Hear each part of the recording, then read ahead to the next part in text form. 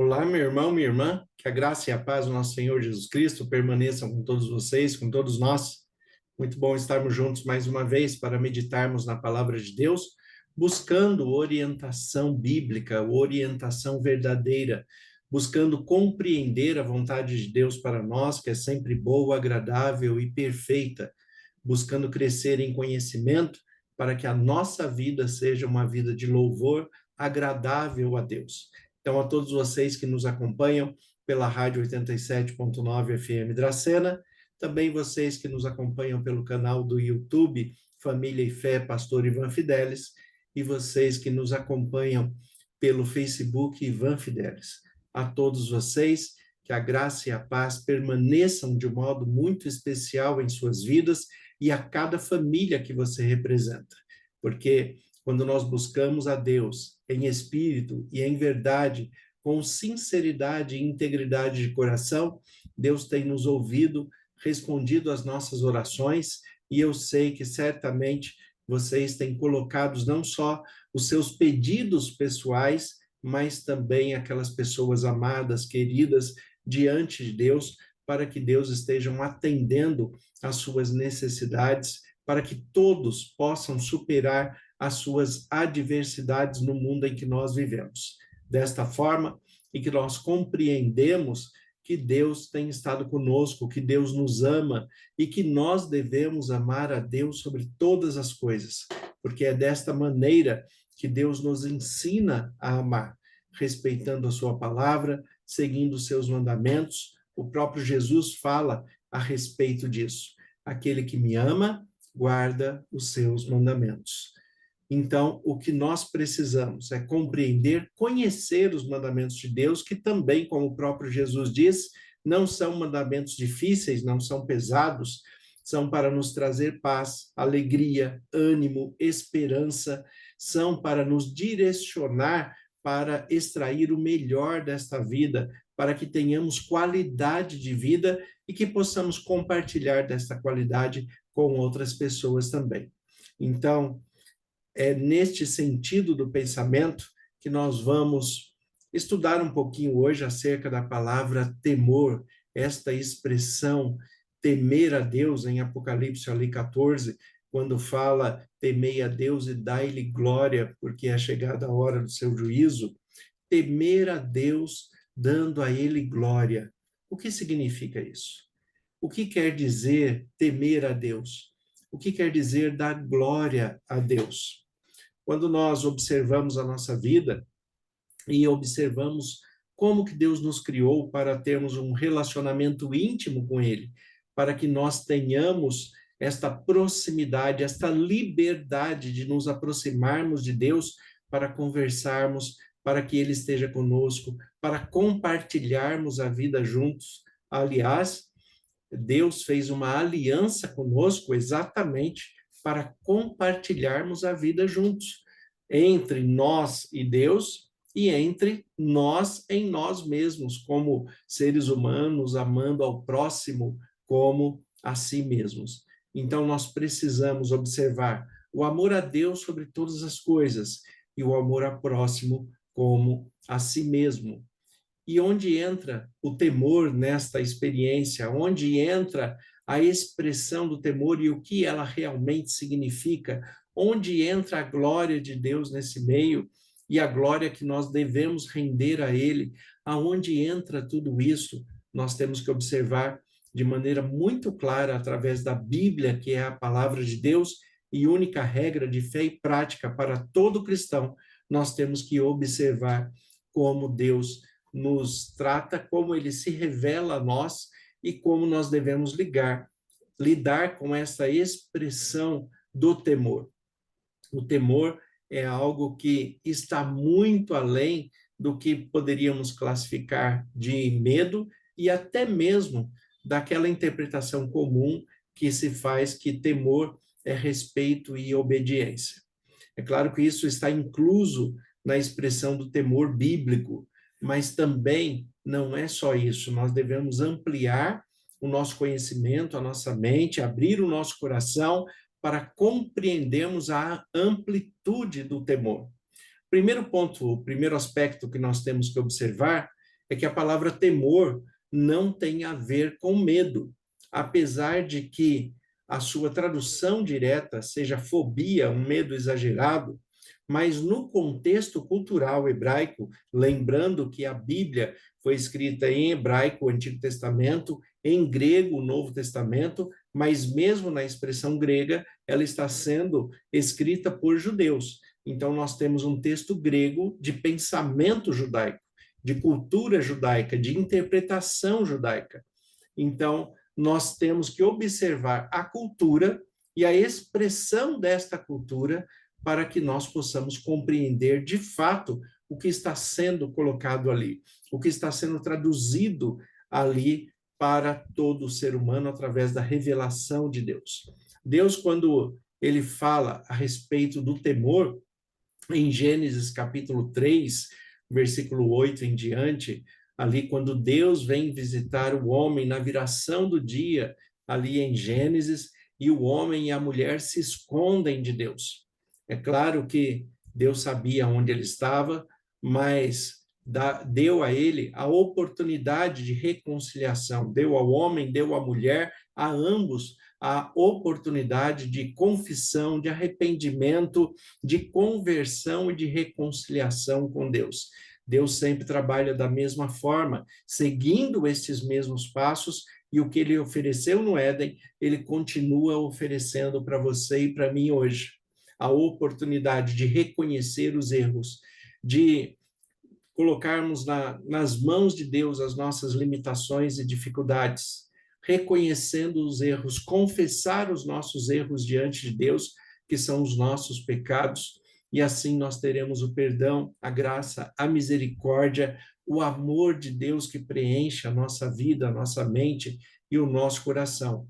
Desta maneira que o Espírito Santo vai nos conduzir para a conversão, e aí, selados pelo Espírito Santo, com os frutos do Espírito, nós temos salvação para a vida eterna. Não por aquilo que está em nós, por aquilo que é nosso, corrompido pela maldade humana, mas sim pela transformação de Deus através do Espírito Santo que habita em nós, para que nós sejamos mais parecidos com Jesus Cristo, o Filho de Deus. Dentro de todo esse aspecto, nós olhamos que Gênesis, Deus vem conversar com o homem se esconde, a mulher se esconde junto com ele. Quando eu falo a expressão homem aqui, eu estou me referindo à humanidade.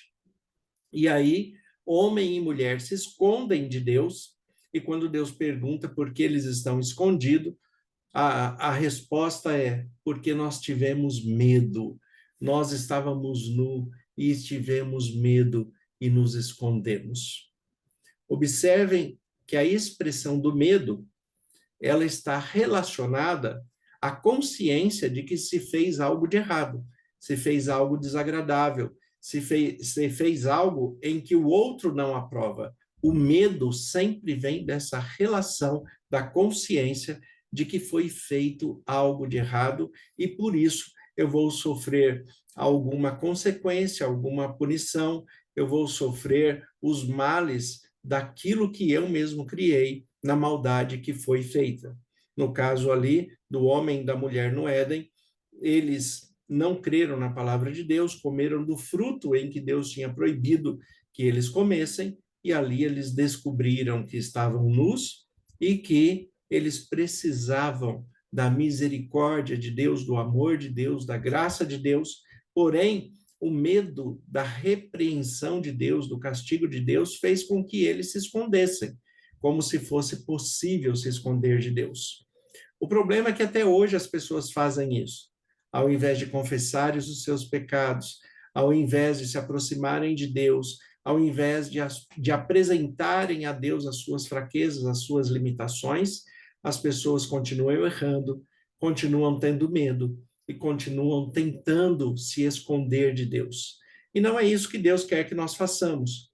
Deus quer que nós nos aproximemos dele com amor, com verdade, com sinceridade, com integridade, para que, diante de Deus, nós sejamos amigos pessoais dele, que nós tenhamos Deus ao nosso lado, caminhando conosco, tenhamos ele em nós pelo Espírito Santo, e tenhamos Jesus Cristo mediando as nossas orações no santuário celestial até que ele volte para nos resgatar para a vida eterna. Então, neste processo, onde espiritualmente se promove a reconciliação com Deus, à medida em que eu vou corrigindo a minha vida para acertar, para fazer o melhor possível diante da palavra de Deus, segundo a vontade de Deus, à medida que eu vou exercendo o meu melhor, o medo vai acabando. Este medo exagerado, a fobia, ele vai acabando, mas vai entrando algo no seu lugar, que é o zelo, o cuidado, o respeito, que é toda esta tradução da palavra temor, agora na expressão espiritual diante de Deus. Temor não é ter medo de Deus, mas temor é você ser zeloso, atento à palavra de Deus, buscar colocar em prática a palavra de Deus na sua vida, assim como todos nós cristãos colocamos a Bíblia como única regra de fé e prática em nossas vidas, na nossa mente, no nosso coração, para que vivamos segundo a vontade de Deus. E à medida que nós vamos vivendo desta forma, nós compreendemos que esta é a melhor forma de viver. Afinal de contas, a partir do momento que alguém se entrega a Deus, a sua qualidade de vida emocional, psicológica, a sua estrutura relacional, familiar, conjugal, a relação com os filhos, tudo passa a ser diferente, e diferente para melhor. Todas as vezes que nós observamos a ação de Deus em nossas vidas, que nós nos permitimos ser guiados pelo Espírito Santo e que nós nos colocamos nas mãos de Deus para que ele nos refaça a sua imagem e a sua semelhança, assim como Jesus Cristo, o Deus que se fez carne e habitou entre nós, mostrou o que é realmente a imagem e semelhança do que Deus espera que nós sejamos também. Pessoas fiéis, pessoas íntegras, pessoas dependentes de Deus, pessoas que buscam a sinceridade, a verdade, que adoram a Deus em espírito e em verdade. São esses que o Pai procura, como diz Jesus. Então, o medo ele vai sendo dissipado, ele vai acabando, ele vai sendo diluído à medida em que nós compreendemos que nós estamos no centro da vontade de Deus. Mas nós temos que tomar muito cuidado com aquilo que nos cerca, com aquilo que nos ouve, para que as pessoas não voltem com seus discursos legalistas, opressivos, vigilantes, né? Um discurso que é um discurso de vigia, de vigilância entre os membros de uma determinada denominação ou de uma determinada religião, a qual você e eu participamos. Então, independente da denominação ou da religião, sempre haverá alguém que queira colocar peso, que queira colocar regras absurdas, que queira colocar mandamentos que não são de Deus, mas são pensamentos humanos, são posturas humanas, e muitas vezes são questões pessoais em que aquela pessoa quer transformar em doutrina geral. Existem muitas questões no cristianismo que Deus fala conosco em particular para que nós tenhamos qualidade de vida dentro das nossas limitações e possibilidades.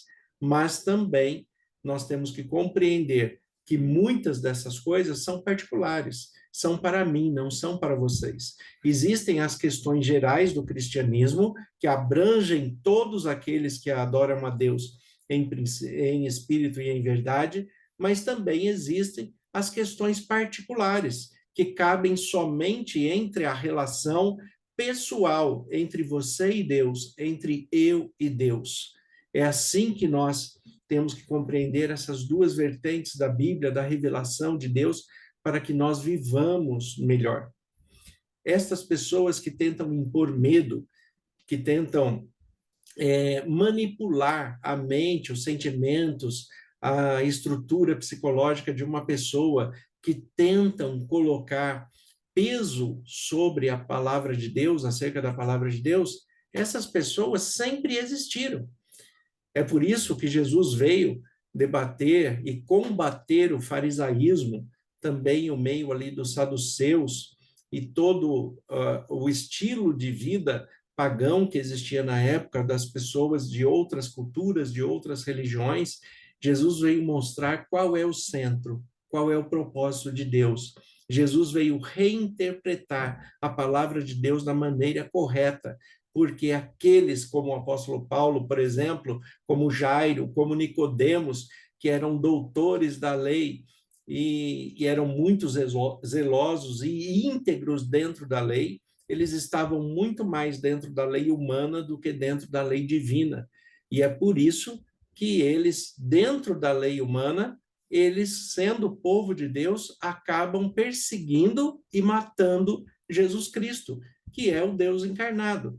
Observem a distância que o ser humano estava e a insensibilidade que eles tinham com relação à voz de Deus, à ação de Deus e à permanência de Deus aqui na Terra. E tudo isso por quê? Porque eles não queriam mudar de postura, não queriam aprender mais, não queriam crescer mais, não queriam conhecer mais de Deus, porque tinham na sua mente, no seu coração, que já conheciam todas as coisas, que eles não tinham mais nada a aprender. E quando chega alguém que mostra uma verdade diferente daquela que eles adotaram como verdade, quando mostra uma verdade absoluta, uma verdade real, então eles que já tinham desenvolvido outro plano de vida, outra interpretação da Bíblia, eles não gostam, eles acham ruim e começam a combater esta pessoa com todas as forças, tentando intimidar essa pessoa para que ela tenha medo. E aqueles que aceitam, né, os ensinos também que essas pessoas colocam, eles jogam medo para cima dessas pessoas. Medo falando que se ele tiver um determinado comportamento, o uso de algum determinada roupa, algum determinado adorno, um tipo de alimentação que está além daquilo que Deus prescreveu, né? Há pessoas que falam, por exemplo, mentiras como quem come carne não vai para o céu, não entra no reino de Deus. Então, as pessoas que inventam essas mentiras, inventam trazendo medo para que, de alguma forma, elas tenham controle sobre essas pessoas. Não é este o propósito de Deus. Jesus ele fala: quando o Filho vos libertar, verdadeiramente sereis livres. E quando nós somos livres, nós não vivemos mais em temor. Jesus ele fala em João capítulo 13 que é nisto que nós seremos conhecidos como discípulos de Jesus, que tenhamos amor uns aos outros. E tendo amor e lançando fora o medo, porque o amor de Deus faz isso conosco.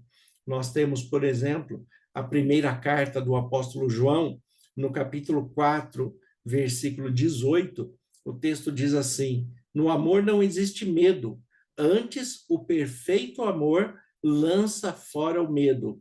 Ora, o medo produz tormento, e logo aquele que teme não é aperfeiçoado no amor. Olha o que João coloca aqui. No amor, né, no amor é produzido a relação íntima com Deus. No amor não existe medo. Antes, o perfeito amor lança fora o medo. Você ama Deus sobre todas as coisas? Você tem se colocado diante de Deus, mesmo com as suas falhas, com as suas fraquezas, com as suas limitações? Você tem se colocado diante de Deus de uma maneira íntegra, de uma maneira sincera e confessando a Deus as suas limitações e as suas fraquezas, buscando a ajuda de Deus, falando: Deus, eu preciso da sua ajuda nesse campo, eu preciso da sua ajuda nesta área. É isso que Deus quer. O amor, no amor não existe medo. Antes, o perfeito amor lança fora o medo. E aí João continua falando: ora, o medo produz tormento. É claro que o medo produz tormento, porque a pessoa tem a consciência que fez alguma coisa errada e não quer se corrigir. Ou ele interpretou a Bíblia de uma maneira tão dura, tão pesada, tão exagerada, que ele traz um peso para si mesmo e vive em tormento. E também, na sua postura de vida, ele quer atormentar outras pessoas com seus ensinos humanos, aquilo que não vem de Deus. O medo produz tormento. Logo, aquele que tem medo não é aperfeiçoado no amor.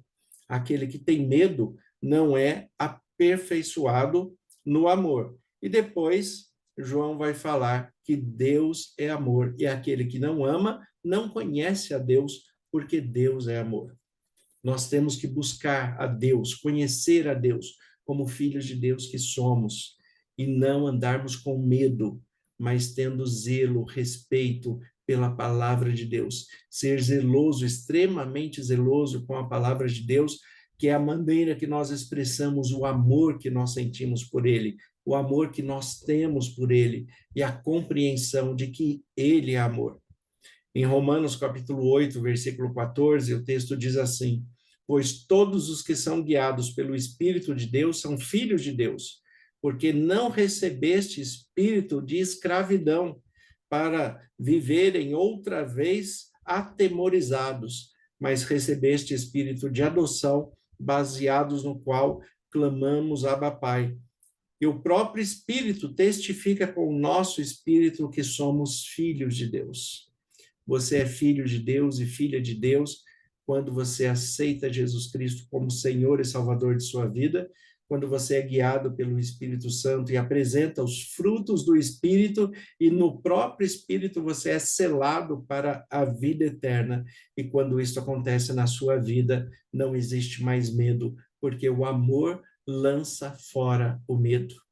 Então ame com integridade, ame com zelo, ame com verdade, ame a Deus sobre todas as coisas e permita que Deus ame a você também, porque Ele já faz isso.